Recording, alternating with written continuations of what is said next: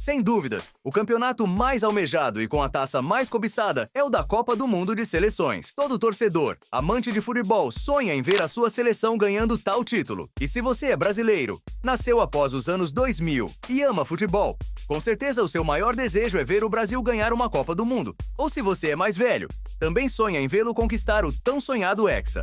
Mas convenhamos, com o passar dos anos esse sonho tem ficado cada vez mais distante, ou até impossível de ser conquistado. Mas, o que tem nos impedindo de levantar a taça mais uma vez? Hoje vamos falar sobre o problema do Brasil em conquistar o Hexa.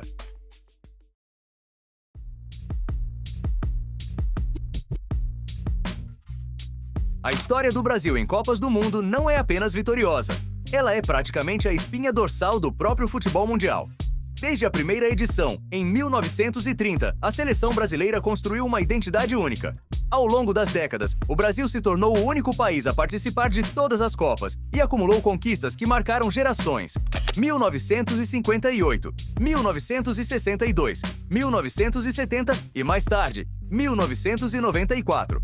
Nomes como Romário, Rivelino, Zagallo, Garrincha e até o Rei Pelé marcaram seus nomes em Copas e fizeram o Brasil ser conhecido como o país do futebol.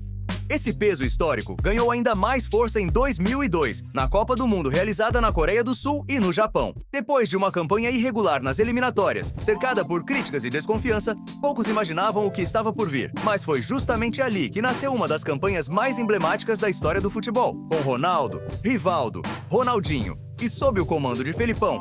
O time chegava mais uma vez em uma final, ainda com as lembranças da final de 98, mas também com a coragem de enfrentar a Alemanha de Oliver Kahn. E o resto, você já sabe. Nos consolidamos pentacampeões do mundo e ficamos isolados na lista de maiores seleções do mundo. Pensávamos que éramos imparáveis. No entanto, mal sabíamos o que estava por vir. Entre 2002 e 2006, o cenário parecia perfeito. Brasil vencia vários amistosos, ganhou a Copa América e a Copa das Confederações. O Brasil reunia um dos elencos mais talentosos da história recente, que criava uma expectativa gigantesca para a Copa do Mundo FIFA de 2006. Apesar de uma campanha sólida na fase de grupos, o Brasil não convenceu. Venceu jogos, mas sem brilho consistente. Fora de campo, começaram a surgir críticas pesadas sobre a preparação. A seleção foi acusada de excesso de conforto, treinos pouco intensos e até um certo clima de "já ganhou". Reportagens da época destacavam um ambiente mais descontraído do que competitivo, com eventos comerciais, distrações e falta de foco total no torneio. A derrota nas quartas de final para a seleção francesa de futebol, liderada por Zinedine Zidane, expôs todas as fragilidades. Foi uma eliminação que gerou uma sensação clara: talento não era mais suficiente. A partir dali, o ciclo de decepções se intensificou. Após a frustração na Copa do Mundo de 2006, o Brasil passou por uma mudança de identidade com a chegada de Dunga como técnico, mas ainda sem muita experiência, gerando desconfiança inicial.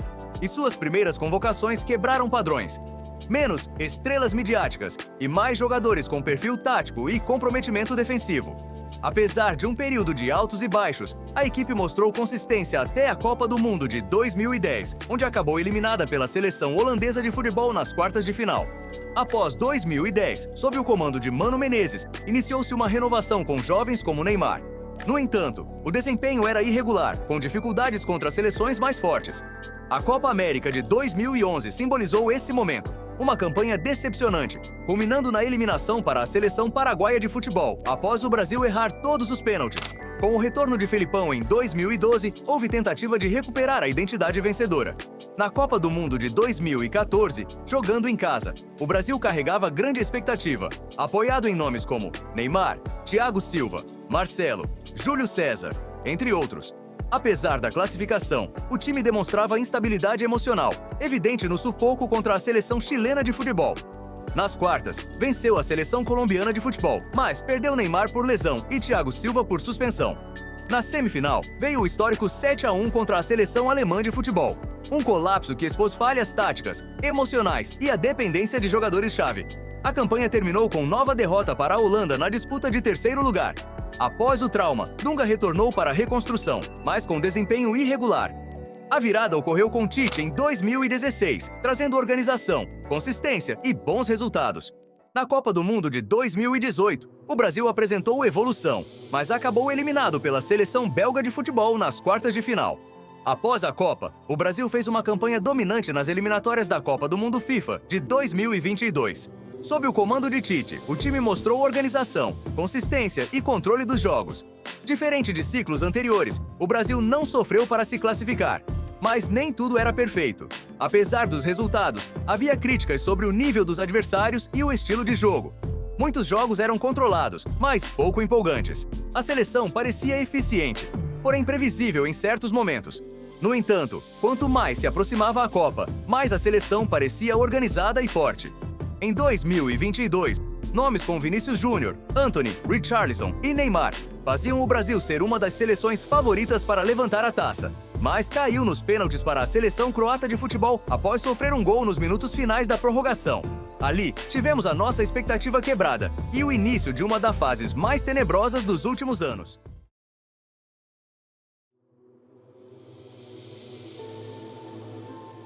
No ciclo pós-Copa do Mundo de 2022, a seleção brasileira passou a viver um período marcado por instabilidade dentro e fora de campo.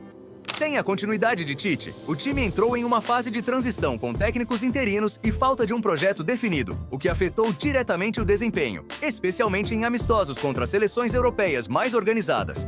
Nas eliminatórias da Copa do Mundo FIFA 2026, essa irregularidade ficou ainda mais evidente.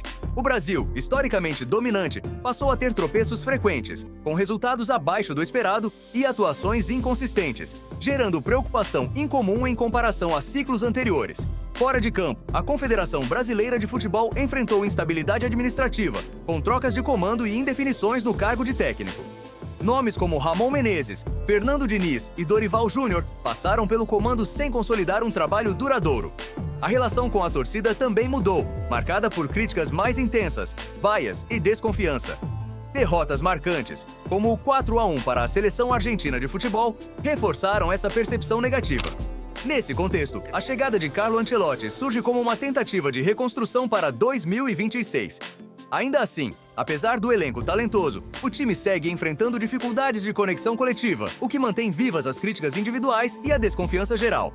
O nome mais debatido, sem dúvida, continua sendo Neymar. Mesmo sendo um dos maiores talentos da geração, Neymar passou a ser questionado não só pelo desempenho, mas também pela frequência com que esteve disponível. Lesões, ritmo de jogo e decisões fora de campo entraram constantemente em pauta. Parte da torcida ainda vê nele o líder técnico da seleção. Outra parte já não acredita que ele consiga carregar o time em uma Copa. Não somente ele, mas Vinícius Júnior tem levantado dúvidas na torcida. Um jogador que é protagonista em seu clube, mas que não consegue repetir o mesmo na seleção. Além de Rafinha, João Pedro, Marquinhos, Alisson, entre outros que sofrem da mesma crítica. Por mais que a seleção de hoje tenha grandes talentos, não apresenta total confiança para conquistar a sexta estrela. No fim, a nossa seleção é um retrato bem claro do que virou-a nos últimos anos. Um time que saiu de uma mudança de identidade lá atrás, passou por reconstruções mal resolvidas, viveu momentos traumáticos e chegou até hoje cercado de dúvidas. Agora, eu pergunto, você ainda acredita que o Brasil pode ganhar a Copa do Mundo FIFA de 2026 ou já perdeu a confiança? Bem, foi isso, pessoal. Comente o que achou do assunto e se inscreva no canal para mais vídeos como esse. E até mais!